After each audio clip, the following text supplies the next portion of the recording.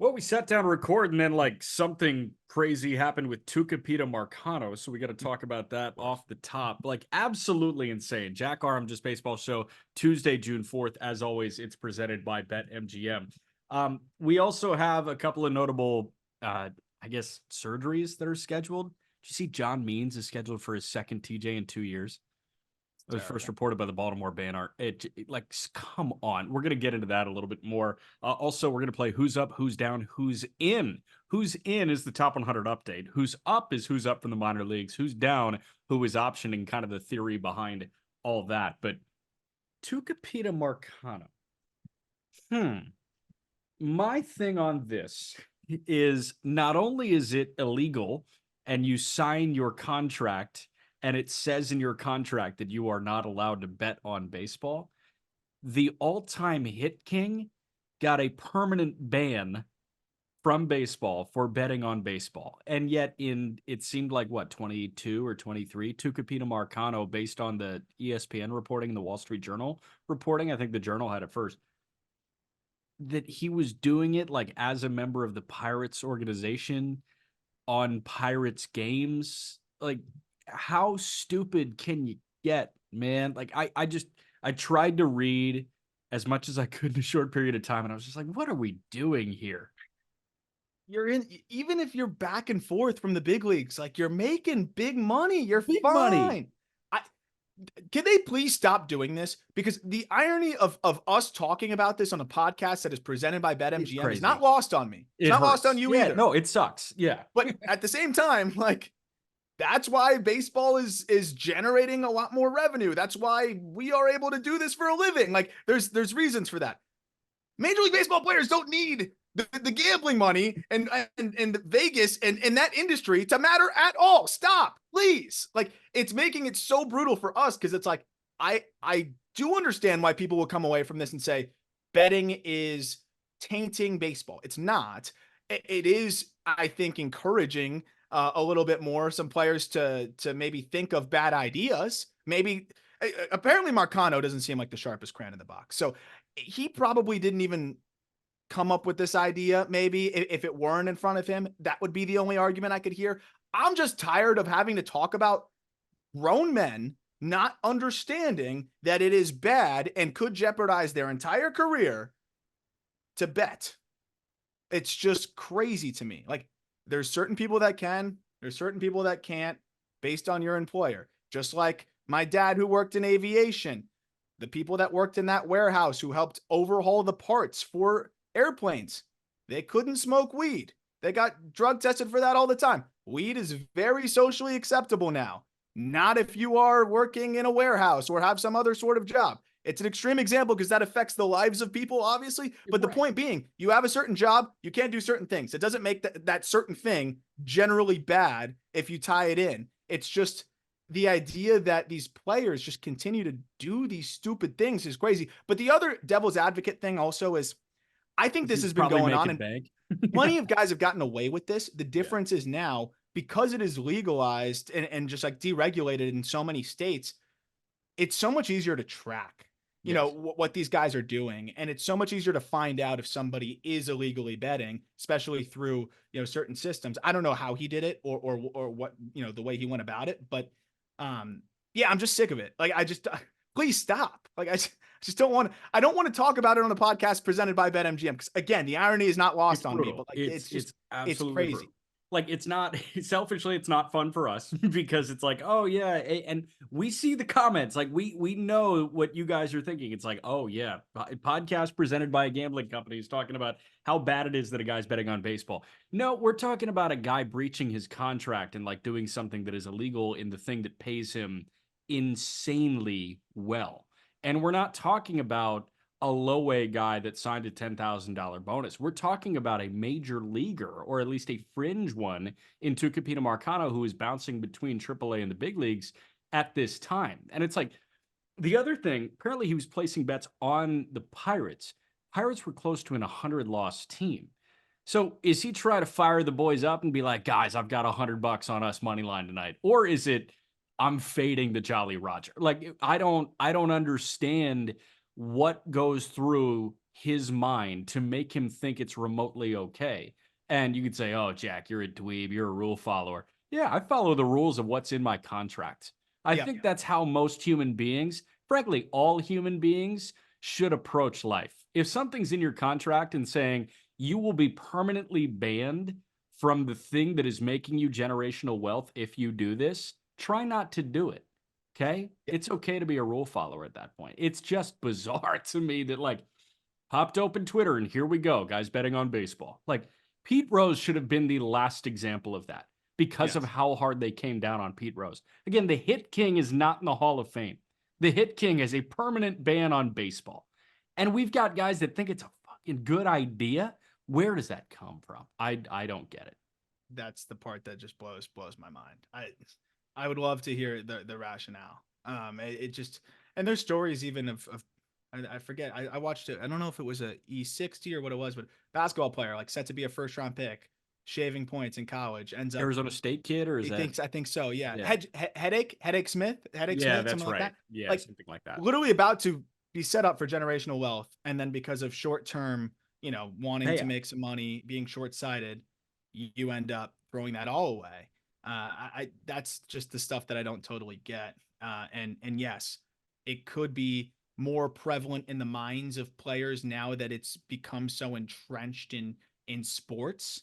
But at the same time, like temptation's always there to do stupid things, and I don't think that I don't think that it's any more of I don't think it's any more of a good idea to them. Like I'm trying to put myself in his shoes because there's advertisements between games when you know explicitly that it's still extremely bad. They have made it very clear that it is bad and that they can't do it.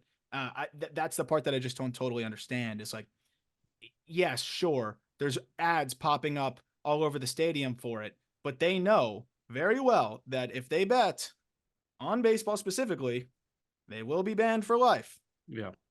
I don't care if their jerseys are covered in BetMGM and covered in Caesars and covered in everything. Doesn't make it And okay. everywhere they look, it's a sports book. If you know that that's the punishment, there's nothing else to blame other than the player himself. So if you want to try to make it about betting and whatever, like I understand it to a degree, but at the end of the day, like it's very clear what's right and what's wrong. Yeah. And it doesn't make it any more difficult to identify that as a grown man who signs a contract and is living the dream. Yeah. So and I'm not going to say I understand it from the Arizona State perspective, but like that's a college guy that is not making any money. Like that was what I think late 80s, early 90s. So that was way before the NIL era. But, pre NIL college athletics, I can somehow finesse my way into understanding why one may do it. In Marcano's case, when he was doing in the upper minors, and did you see like an exact year timeline that he was doing it? I didn't see the exact timeline. I think they're still trying to like flesh out the details. Yeah, it's still under investigation, but the fact that they've, said that he's facing a ban, I feel like they've got some pretty substantial information there. If he was doing that when he was bouncing between the big leagues and like he played a lot of Major League Baseball over the last several years, I did the quick iPhone calculator math. There are 187 days in the Major League service year. If you get a pay period every 2 weeks, 14 days, right? You divide 187 divided by 14. That's about 13 and a half pay periods in a given year. Do you know what the check is for somebody making the league minimum? League minimum is $750 at this point. Yeah. Do you know what the check is per pay period? Oh, it's got to be. You're up. Nice. You're up for one pay period. Tell me what you think the check is. I have no idea. $56,000 per pay period. I mean, look at who's the NBA guy? That Jonte Porter.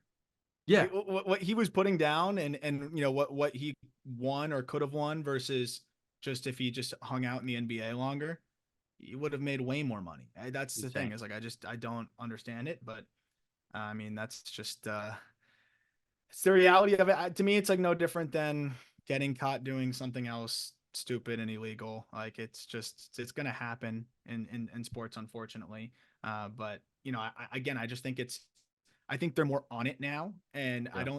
I don't think this was something. I mean, this has been going on forever, and I think now it's just easier to catch players doing it for sure than it ever has been before. And I think teams are even more, and the league is even more on it.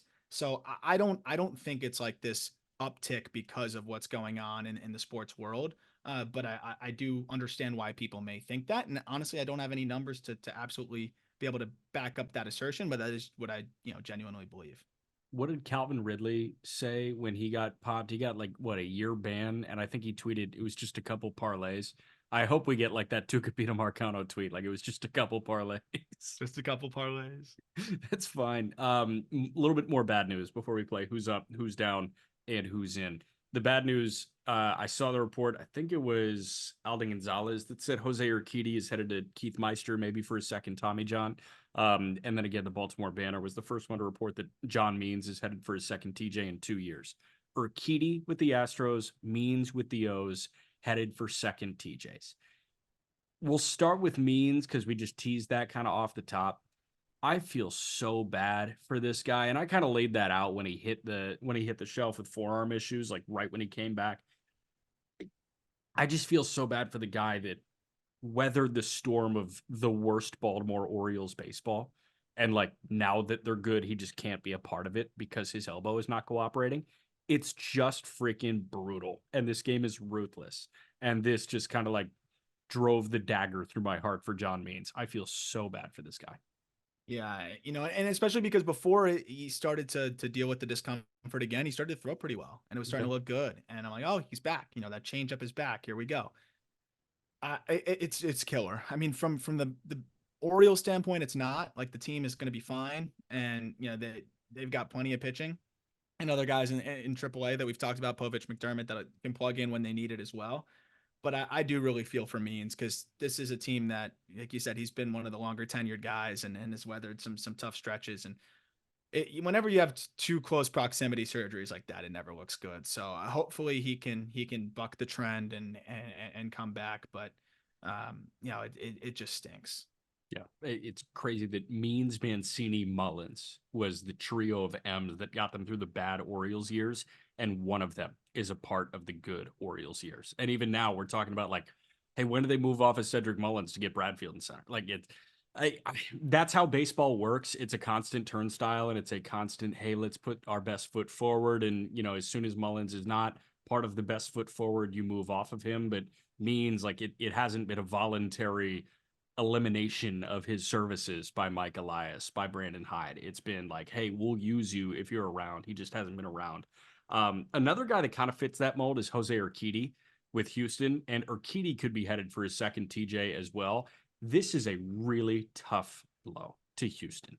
And this guy was, I think, expected back about middle of this year, same time frame as Luis Garcia. Could be wrong on that. I think that's, when we were kind of expecting him back, but Urquidy, man, like it's just so brutal what the Astros have been dealt at this point. We're watching Arrighetti run out every fifth day, and I know that Arrighetti had a really good start last Thursday. He's due for a start, I think, today. But it's just another tough hand dealt to Houston, and it's not an ace by any stretch, but it's a guy that was throwing a ton of innings for them and helping them, get through the great years. Yeah, and definitely just that body in the back end of the rotation that can just help them turn it over. And they've struggled to do that through this year. The good news is Garcia already, I think, was throwing some sim ABs and apparently looked really good and looked like he was feeling really good. So you love to see that. But yeah, I mean it's tough. Urquidy it just seemed like when you have like several flare ups like that and just things kind of continuing to just come back up, you start to get more concerned. And I think that's unfortunately the problem. And the thing with Urquidy is like he's a guy that's not going to operate very well at a diminished velocity. He's already kind of pushing it there and very dependent on location and deception, things like that. So it's just the trend, unfortunately, with these Astros arms too. But hopefully Garcia can come back, and it looks like he's kind of on that track now. Yeah. I just Googled Jose Urquidy injury just to like make sure I had the timeline right. March 15th, Astros manager Joe Espada said Urquidy pulled himself out of the game on the backfields of Cacti Park of the Palm Beaches in the third inning. I keep forgetting that Travis Scott got into spring training baseball.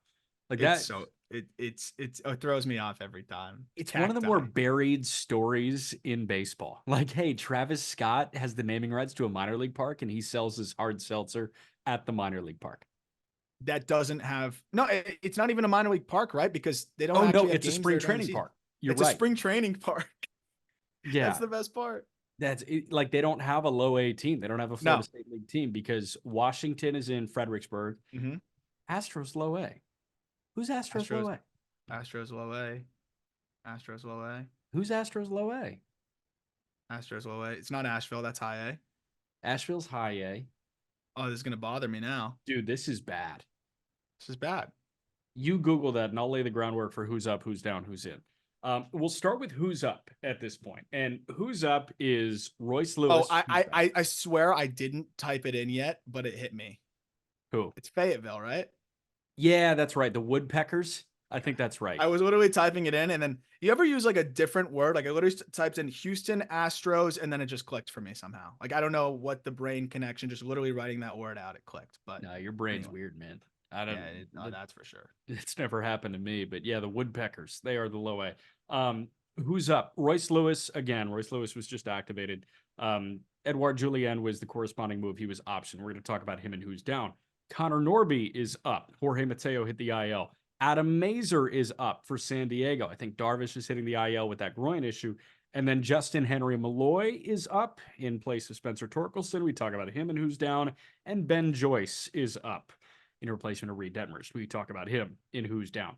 Royce Lewis, very quick. He's healthy. It just sucks that Julien got pinched out. And I kind of want to save that conversation for who's down. But Royce, like, did you keep tabs on him in AAA during the rehab? This is obviously a very welcome addition back to the Twins lineup, and the Twins, kind of need that spark offensively right now. I know they have successfully weathered the storm, but it's great when Royce is in the lineup. Yeah, I know he didn't have like the best little stint there, but he's Royce Lewis and he'll be fine. I'm just worried that it's going to continue to be a nagging thing for him. It just seems like it's just something else muscular or whatever every single time. Hopefully they just are careful with him. I hope he just predominantly DHs a good bit. Like I want to see them have a little bit more of a plan to preserve him. But I mean, this is a guy that when he's healthy, I mean, we know what he can do, and to be able to add him to the fold for the Twins here is really exciting for a team that's already playing some pretty good ball. Yeah. Connor Norby in Baltimore is also who's up. Connor Norby is getting up for his major league debut. This guy has been a top 100 prospect for the last couple of years. Frankly, like it's just kind of gotten stale with him because he's been in AAA and he's been succeeding for so long, but now he gets the shot. We talked about Norby on the call up yesterday, and I said it could follow the Joey Ortiz template, where Ortiz got up a couple of times for quick spurts and was like whatever. He just didn't get the run that we were kind of complaining with Heston Kjerstad, and we were kind of complaining about with Pete Crow Armstrong and Alexander Canario in Chicago. I'm worried that he's only up while Mateo is on this concussion IL, which will probably be a week and a half, and then he goes back down. He's certainly a trade chip, and he's one of the slam dunk trade candidates for the Orioles at the deadline or this coming offseason. Having said that, what can O's fans and baseball fans expect from Norby now that he's up? And where do you expect him to play? That's a great question. I obviously he came up as a second baseman, but they've been playing him a lot more in the outfield, just trying to add some versatility and find ways that if someone goes down, where he could fit in. I'm interested to see where they move around the lineup as it pertains to him. I feel like he's not going to play a ton, like you said, and it's tough because he's been playing well in AAA for a while, and you mentioned kind of going stale. I think that's kind of manifested itself through a K rate that has risen a little bit, and that could be as simple as just not being as ridiculously locked in as he has been in the past because he's played so many freaking AAA games. I'm not sure totally what it is, but he is whiffing at a 31% clip so far this year. What I do think he can immediately do for them, though, is hit lefties. And in the time that Mateo is out, that seems to be where I think he could settle into a nice role as a short side of a platoon. He has an OPS over 1,000 this year against lefties in AAA. And I think that's something that he easily fits into, but can play both corner outfield spots, can play second base, and I think he's a great bench piece regardless. And we don't know how long Mateo is going to be out, but in the meantime, Norby fills that role. And we talked about in the call up, like you have somebody on the shelf that probably would have been the guy that you'd like to have up in this spot in Kobe Mayo. But at the same time, if it's a short situation, you don't want to have Mayo going back and forth. Mayo's already going to be back from a broken rib relatively soon, but I don't think they would have wanted him back and forth all like this if it's not really a consistent role. So I do feel like it's just going to be a short spurt here, and he's filling in. Well, and the thing is, like, they'll create space for Mayo when it's time. Unfortunately, and Norby's a very good baseball player. And I think that Brewers fans are looking at Joey Ortiz saying, how was this guy cast aside by Baltimore? Like, Ortiz has been balling out this year, and he's been a godsend for Milwaukee. But I think Norby is a guy that, frankly, like Brandon Hyde, Mike Elias, don't necessarily see a totally valid reason to create space for full Mm-hmm. time versus a Kobe Mayo or a Holiday when he came up. Those guys, like, they're given space. It's, Yep. hey, we're going to, settle the roster around you. Mm-hmm. I was shocked that Kerstad didn't fall into that bucket, but I guess I kind of get it because he's a tweener between the corner outfield and first base, and you already have great first base options and great corner outfield options. But I don't know. I guess it just takes that next echelon of prospect, and he's not there, but he's a damn good tier two. DL Hall was a damn good tier two. Joey Ortiz was a damn good tier two. And that got them a tier 1 starter. So we'll Got see him a what they Cy Young do. candidate. Yeah, let's see what they do at the deadline here. But I still think Norby's ultimately one of their go-to trade chips here, as you mentioned, Kerstad too, and then eventually I do think they clear that runway for Mayo. Who, I mean, if he's hitting the way that we know he can, he's a guy that could end up putting them over the top a little bit down the stretch with the power that he brings to the table, and a guy that in our top 100 update you'll see is well up there. Very well up there. And we'll talk about the top 100 update at the end of the pod. We'll wrap with who's in. Another guy that's up, Adam Mazur of the San Diego Padres. Mazur is going to fill the spot of Yu Darvish, who just hit the IL with a groin strain. Adam Mazur started this year in Double-A after spending the majority of the year in High A Fort Wayne last year. He had an ERA at 2.02 in his 58 innings in High A, wrapped with 38 innings in San Antonio, had an ERA just over 4 there. He struggled in 4 starts in El Paso, but 6 starts in San Antonio to open this year. 32 and a third innings, a 1.95 ERA, 32 punchouts, and 5 walks. Mazur in 19 innings in El Paso, 21 hits. PCL is going to do that to you. 19 innings, 18 Ks, 4 walks. So on the year, 50 punchouts, 9 walks in 51 and a third. He's not going to beat himself, and he's going to give the San Diego Padres a good chance to win every time he toes the rubber. And if you like, I don't know, I said Schwellenbach on the call up, but if you like what Waldron has done for San Diego, I think you're also really going to like what Mazur is going to do for San Diego. I agree in terms of this is a guy that is as high floor I think of an arm as you're going to find in the Padres system, and I think in a lot of the minor leagues, and a guy that did join the top 100 list. The command is plus, and that helps a ton. He was a pitchability guy first, and I always love the pitchability that guys that see the stuff tick up. His stuff jumped a couple ticks last year, and that's how he really broke out and continued to fill up the strike zone. Now the fastball sits 95. It's not the best characteristics, but it's 95, so that works, especially when you're commanding it. The slider is an elite pitch when you factor in how well he commands it. I think it's a plus pitch that plays even better than that because of his ability to just spot that thing. And then he has an average curveball and a changeup that he mixes in there. So it's a 4-pitch mix. Nothing jumps off the page other than the slider, maybe, but the way that he can keep free passes from really being a part of his game and miss enough bats. I think that he's a guy that is a high probability back into the rotation starter, as long as he doesn't leave that fastball over the middle too much and things like that. But when he's executing, I think we see a guy that is a very high floor arm and should be of much use to the Padres right now with the way that they're banged up rotation wise. 100%. Detroit, an interesting move. We're going to talk about the guy up for now. Justin Henry Malloy is up. Draft year at Georgia Tech in 2021. 56 games. He had a 436 OBP. 2021 in low A. 37 games, a 388 OBP. Spoiler alert, that's the worst one you're going to hear. 2022, climbed from high A to triple A with Atlanta. 133 games, a 408 OBP. He was part of the Joe Jimenez deal that sent Jimenez from Detroit to Atlanta. Malloy went from Atlanta to Detroit. 2023 with AAA Toledo, 136 games, a 417 OBP. And so far this year, 45 games in AAA Toledo, a 410 OBP. He's always going to get on base.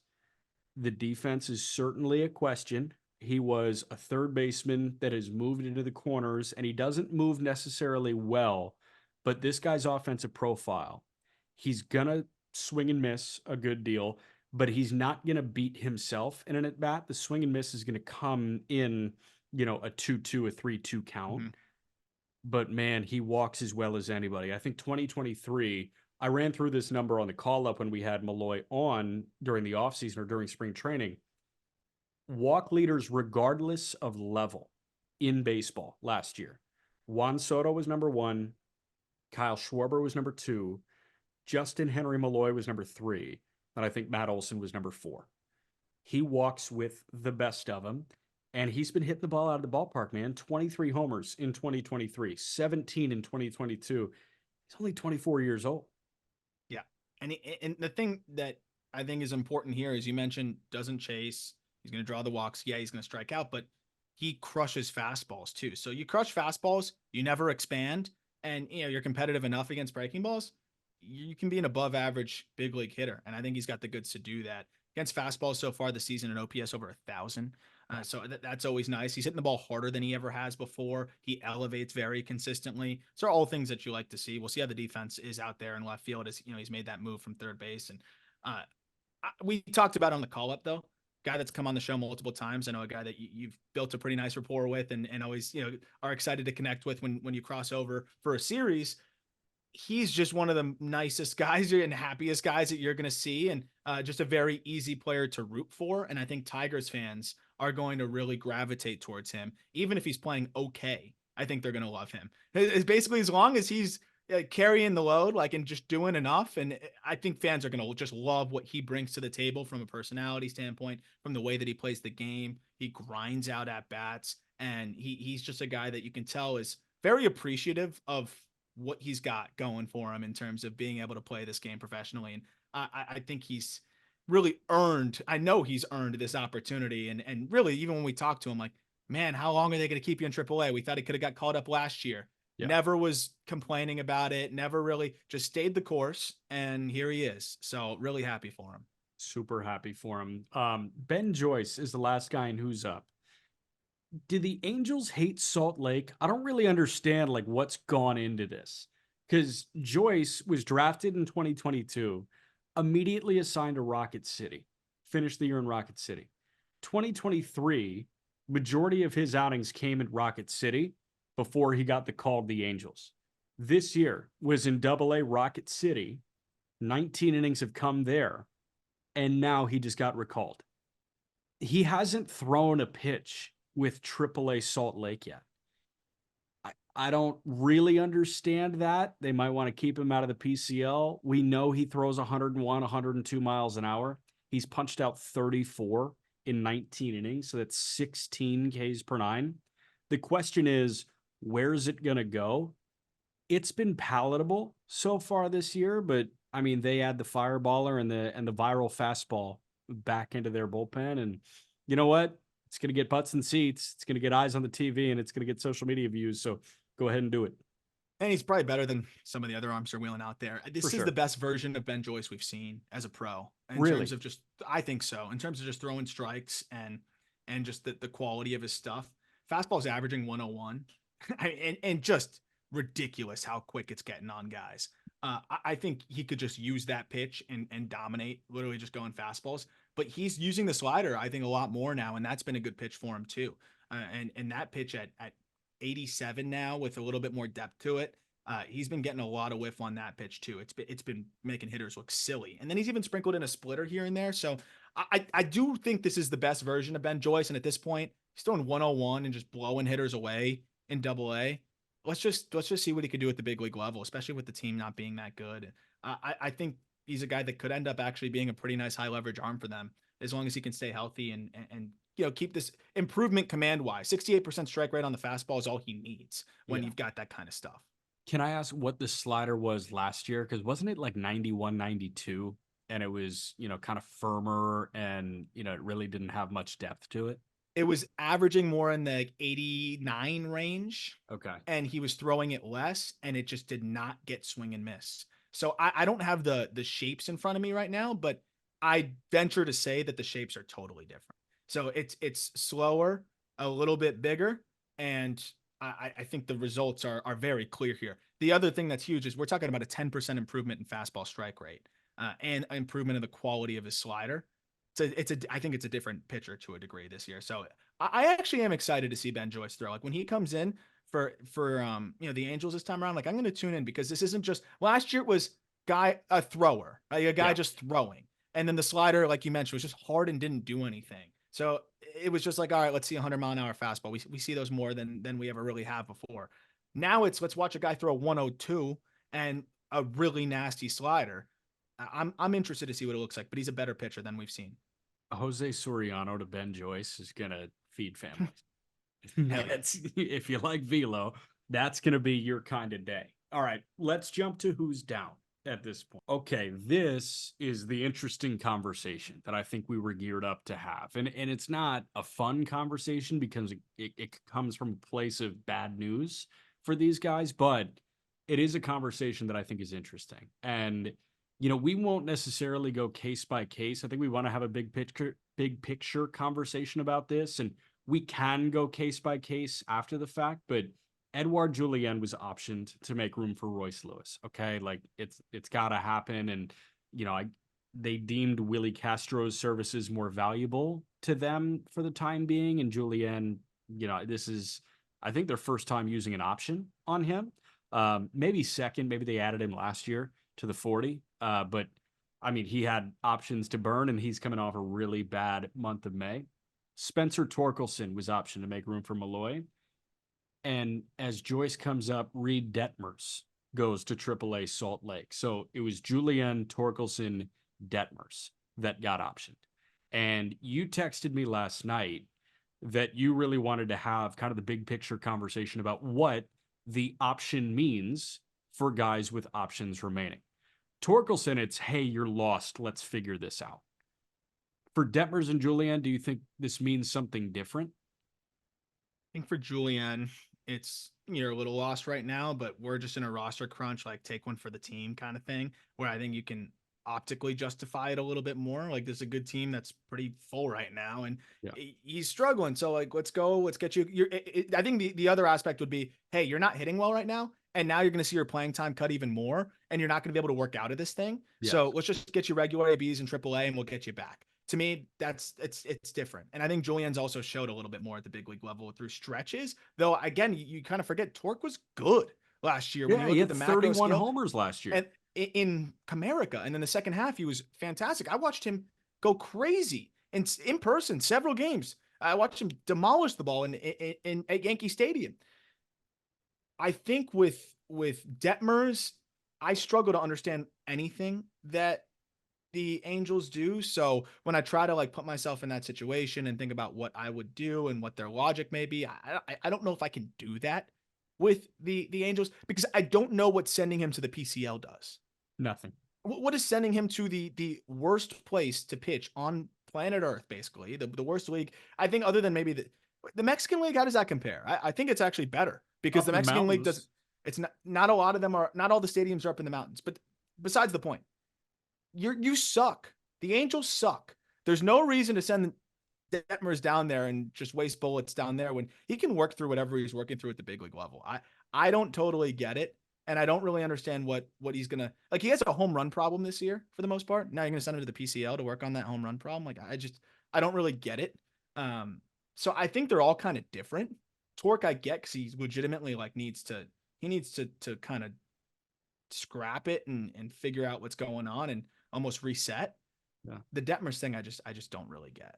No. So Peter and I had a pretty good and honestly, like very funny conversation about the Detmers thing where he was just like, I was trying to think about how this could make sense.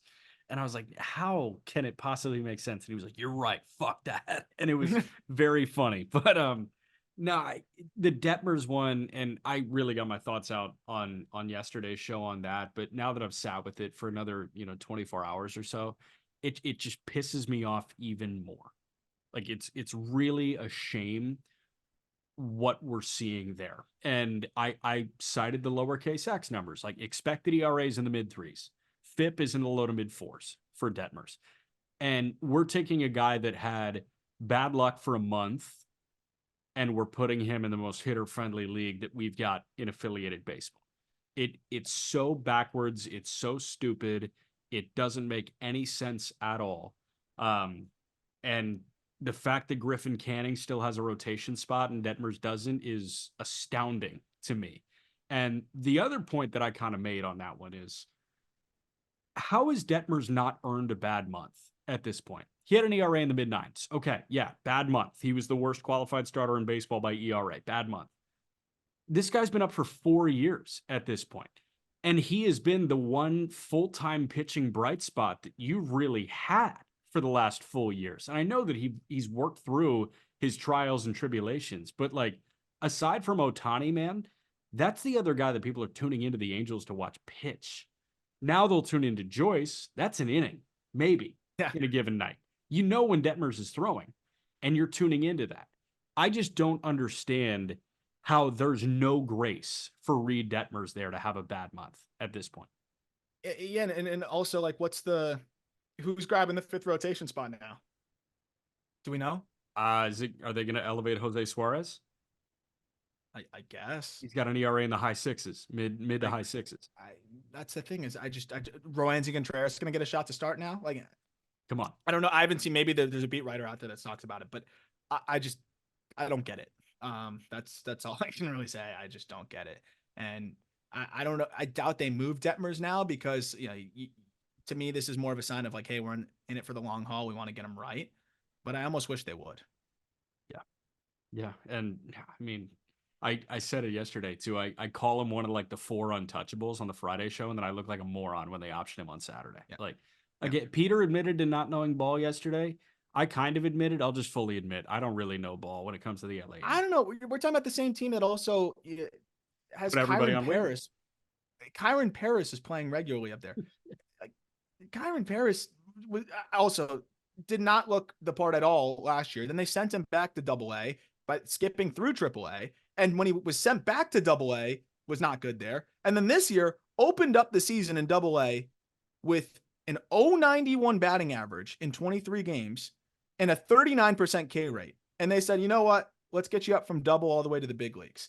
And so far in the big leagues this year, he's hitting 136. He's playing bad defense, and he's legitimately having his development destroyed. And the funny thing, do you remember when I was like, what are they doing? And then I had a bunch of Angels fans like ripping me saying, no, it's good. Bring up Paris last year. And I just didn't get it. I mean, I think you're seeing the residual effects here of rushing a guy and just throwing him into the fire. And we know that the Angels like to do that, but it's a little bit even different when you're doing it with a Chanuel versus a Kyron Paris, who's always had swing and miss issues. They're just killing a lot of their guys. Like, I feel like this is not good for Paris in the long haul. And I think we saw that with the way that he started the year in Double-A. Wasn't even good there. Again, what's their thing with Salt Lake? Do they hate Salt Lake? Why has Kyron Paris not been in Salt Lake yet? Like, I don't understand. The other thing, we're 97 plate appearances into Kyron Paris's major league tenure. What do you think he's slashing? Like, give me a batting average number.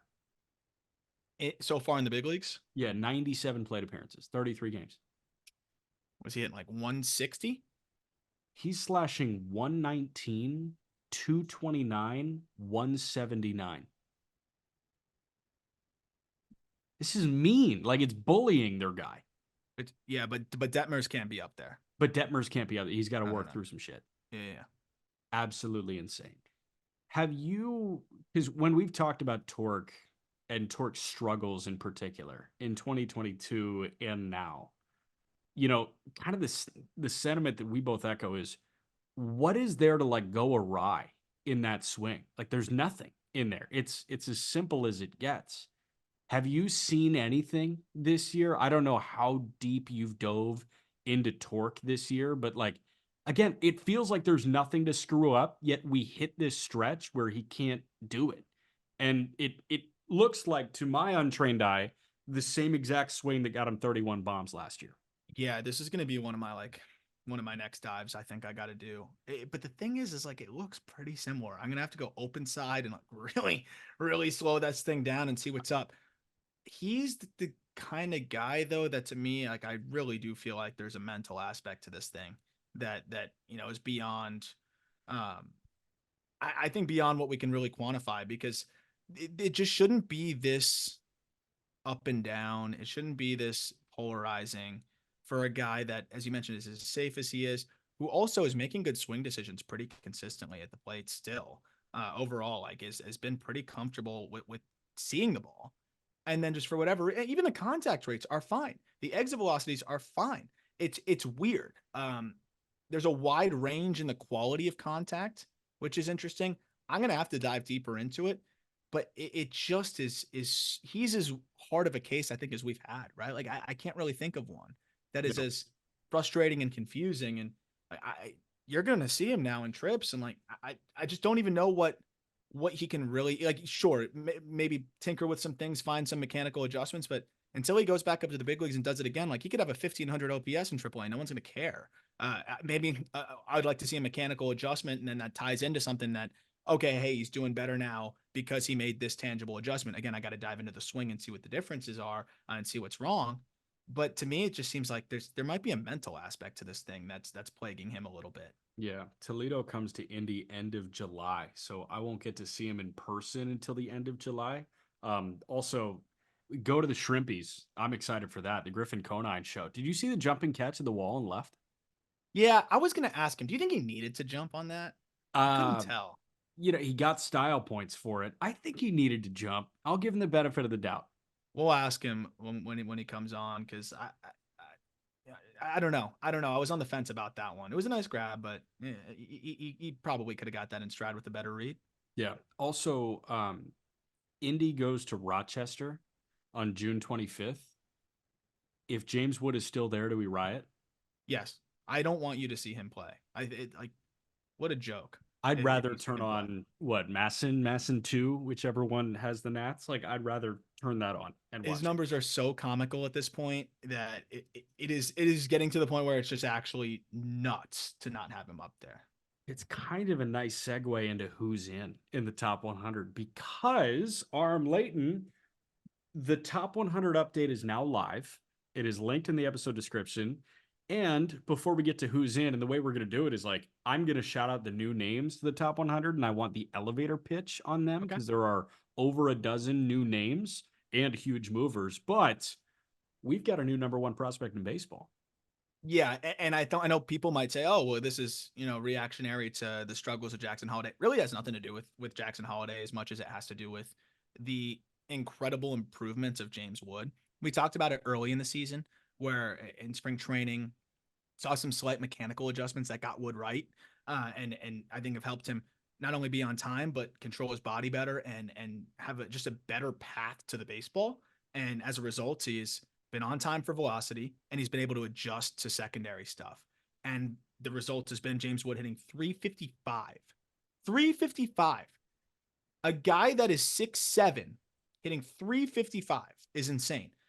A contact rate on fastballs that is right around 90% in zone contact rate. The power numbers are higher than they've ever been from an exit velocity standpoint. He looks comfortable in all three outfield spots. And what was it that the Nats said? Oh, he needs to hit lefties or something like that before we get him up, or that I was think kind of like so. the speculation or whatever it was. 1,067 OPS against lefties this year, by the way. Um, he's walking at a 17% clip. He's striking out an 18% clip. I always love the upside. Right? We talked about 70 power potential. We talked about plus speed. But now we're seeing a jump in bat to ball and a jump in plate discipline. There's nothing that you can really say that's totally off with this guy now. And he flies and he can play a decent center. He is the whole package now. And I am buying the mechanical improvements and how they have manifested in the batted ball data. It's pretty cool because he's like the one guy that we were fired up about during big league spring training that has really carried it off the complex and out of spring training. I'm thinking about the other guys like DeLauder's been hurt. That Jones. stunk. But Spencer Jones has really underperformed. Angel Martinez was, I think, hurt at the beginning of the year, but that was kind of a guy, and he wasn't a top 100 guy, but Angel Martinez with the Guardians put Mhm. together an excellent, excellent spring training. But, there were a bunch of guys that were like, oh, this is a very exciting spring training cameo that we've got. And the one that has really turned it into I belong up there is James Wood with the Yeah. Washington Nationals. So here's how I want to do this. And if you want to get your questions in, today's call up episode is going to be a top 100 update mailbag. So go to the call up social media accounts and find the mailbag graphic and reply to that. Either reply on X or comment on Instagram and get your questions in, and we'll try and hit as many as we possibly can on the top 100 update mailbag. But what I want to do right now is 1 to 2 sentences. The new names or the massive risers I'm going to throw at you, and you're going to tell me why they're on the list or why they're that high. Okay. Okay. Let's do it. Let's start at number 100. Braylor Guerrero, 17-year-old with the Tampa Bay Rays at the complex. Who is Braylor Guerrero? I think he's kind of a Las Montes starter kit. No way. He's not as big in terms of height, massive power already at 17, even more to dream on, and a pretty advanced swing. Okay. Chase McDermott is at 99. This was a guy that I think a lot of people are familiar with, but AAA arm with Baltimore. What pushed him into the top 100? And a lot of guys getting cleared off, but also just the fact that this stuff is guaranteed going to get big league hitters out. In what role? We'll see.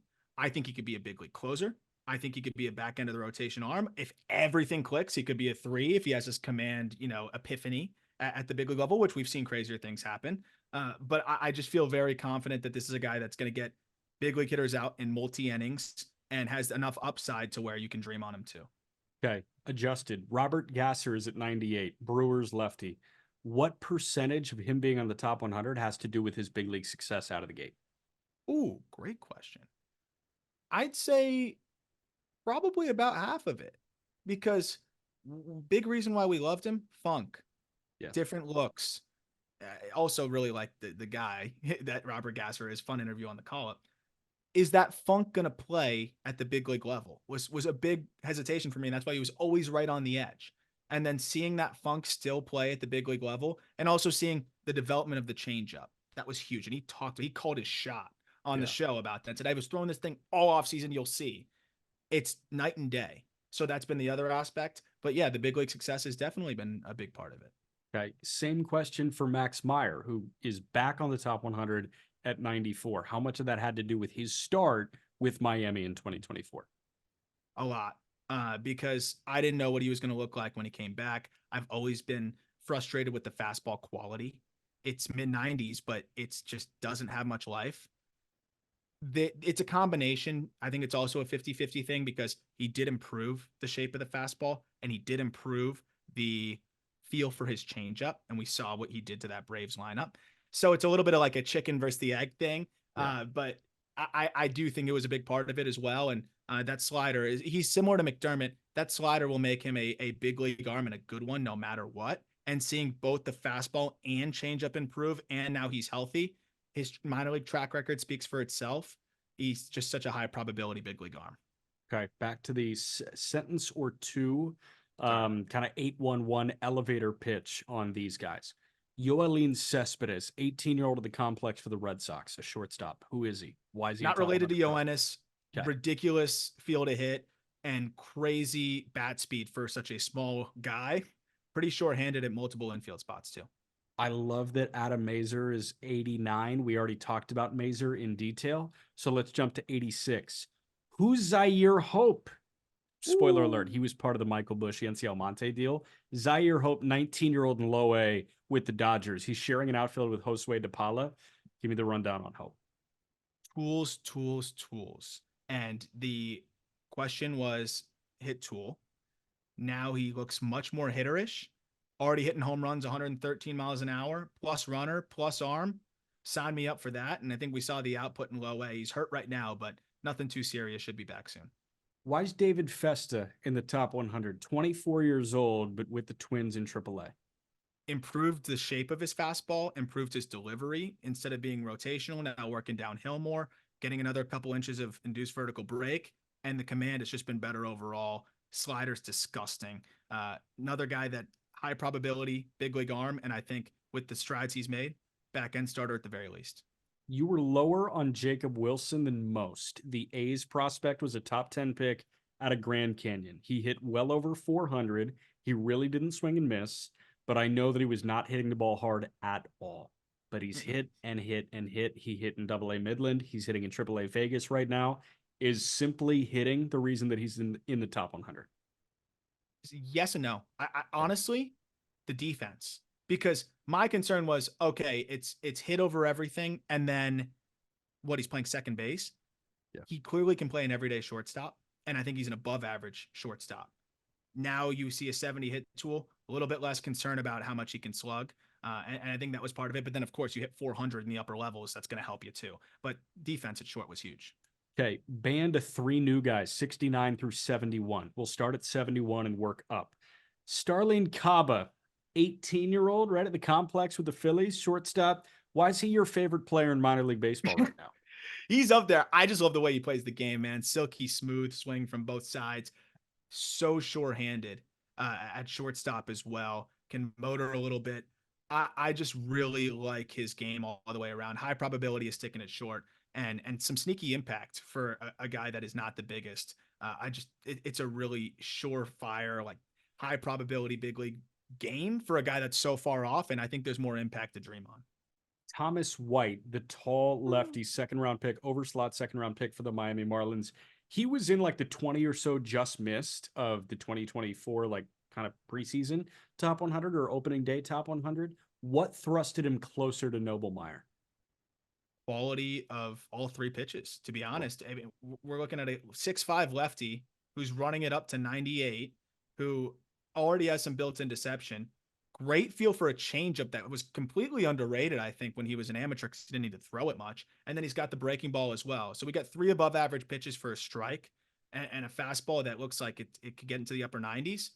He's a high ceiling arm, I think, compared to what maybe people were expecting. And if you look at what he signed for, I think it was the slot value of like the 19th overall pick. Yeah. So, I mean, he was a top left-handed pitcher in the entire draft. And I think we're seeing that. What do you like about Ralphie, the Cleveland Guardians? You've got him as a first baseman at this point. He was kind of drafted as like a catcher, first base type, but 19-year-old, absolutely killing in low A Lynchburg. He's the number 69 prospect in baseball. Yeah, that's nice. He just turned 19 too. Wow. So, I mean, the exit velocity is upwards of like 112 as an 18-year-old. Now just turned 19. Really impressive. Field to hit, that is really impressive for such a young, powerful hitter. And just seems to know himself so well already, elevating pretty consistently already. I think you got plus power and average hit at least to dream on there. He could be an offensive monster, and I think we're seeing that already at low A.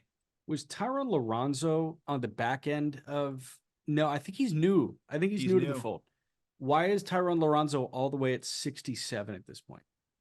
I did more diving into the defensive stuff this year and watched him kind of operate behind the dish, and it was better than I think I gave him credit for last year, and that was probably an oversight by me.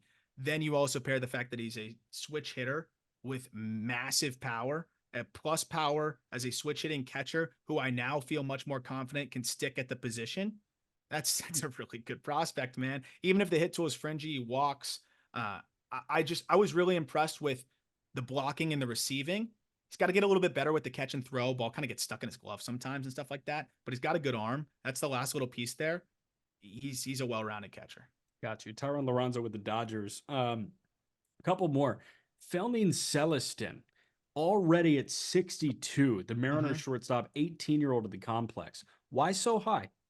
I was just waiting to see him play. I know people had like ranked him and stuff. I'm like, I'm not going to, I feel it's disingenuous if I rank him just off of like signing bonus and what people have said. So finally being able to see him play and what he's done at the complex, we're talking about a switch hitter with plus speed, wizard, I think potentially defensively at shortstop, big arm, can make all of the plays. And he's put some absurd swings on balls this year at the complex, like balls that are two balls inside, 2 balls outside, crushing them to dead center. He's got to elevate more consistently. And I think there's a little bit of like slack on his swing that he'll shore up. Missed last year because of a hamstring thing, making up for lost time. It's just tools across the board and so much to dream on. So Johnny Farmello, 19-year-old low A outfielder, was part of that quick slew of picks with Colt Emerson and Ty Pete in last year's draft. Farmello, a tooled out outfielder, is at number 59. Instead of asking you about Farmello, who is athletic as they come, I want to ask, the Mariners have a top blank farm system in baseball. I think they have 6 on the top 100. Yeah, got to be top 5. I think so. It's top heavy, but it's just getting deeper now with all of these players. It might be top 4. The thing with Farmello, only thing I'll say on him is there was concern about the hit tool as an amateur, and he's made some adjustments and has totally, I think, flipped the script on that. 89% in zone contact rate so far this year. And if you watch his ABs, just on everything, he looks like he's commanding his at bats so well. And then you mentioned the tools too. Should be going to high A very soon. Yeah. 2 more, I think. Leo DeVries, 17-year-old in low A with the Padres. They're doing the Salas thing again, Yeah. but why do you like DeVries and the limited look off the complex that you've gotten? I mean, a 17-year-old not getting destroyed in full season ball is at shortstop. Yeah. DeVries, and you kind of think about what you're told as like what international scouts were seeing. DeVries, the question kind of was defensively, like, oh, is he going to stick there? I was really impressed with the defensive video. And then offensively, like, we're talking about a guy that has room for more projection, already elevates consistently, already has a pretty good feel to hit, already has a pretty good approach, and I think has some impressive bat speed at 17. He's going to grow into more power. The fact that he's not getting blown up in low A and already looks comfortable at shortstop, and I think has a much better chance to stick there than people give him credit for. He is as advertised, and he was advertised as, that next big international free agent. Yeah. Last one that's a newbie is Brandon Sproat with the New York Mets. Sproat, we had a really long, good conversation about him on the call up. Sproat, the former Florida Gator, the right-hander, has made his way to double and has dominated with the Rumble Ponies for the Mets. How quickly can he get up? I think he could be up by the end of this year and join that rotation. Yeah. We loved him because it was stuff over everything, and it was some of the best stuff you're going to find, but the command was below average. Now the command is ticked closer to average, and the stuff has somehow gotten better simultaneously. He touched 102 yesterday. 102.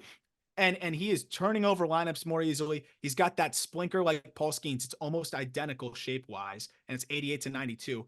That's a problem for lefties and righties, as you've seen. And then he's got a couple good breaking balls. So now that he's up to 102 and throwing more strikes and has found this splinker, he is a monster. And I think it's all coming together for him. Sproat, I think, is as talented as they are in the minor leagues outside of the top dogs.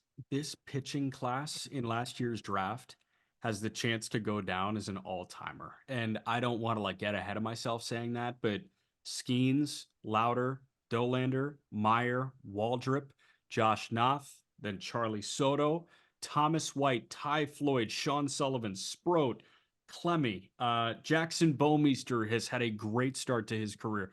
Like, this has the chance to be an electric pitching draft 2023. Oh, yeah.